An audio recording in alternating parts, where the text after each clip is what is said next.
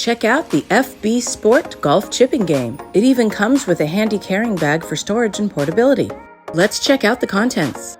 An almost 6-foot square golf game mat, a storage bag for everything, 20 sticky golf balls, a golf hitting mat, a scorecard with a whiteboard marker. This is great for a little competition. And for mounting the mat, 4 sticking hooks and 4 ground stakes, 10 throwing darts, 5 of each color, 1 golf tee, 4 ropes for mounting, simply attached to the corner loops, and 1 kid-friendly sized golf club. Now let's check out a little gameplay. Use the golf hitting mat to start, tee or no tee. And this can be played indoors or out. You can use the target on the ground. Of course, if it's windy and you have some grass, you can use the stakes.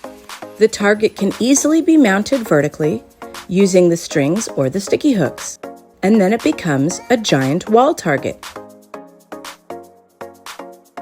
Use the sticky balls or the sticky darts to play on the wall target.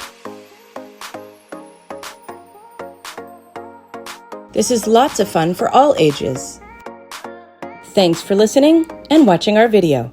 If you like what you see, please like this video and subscribe to my channel.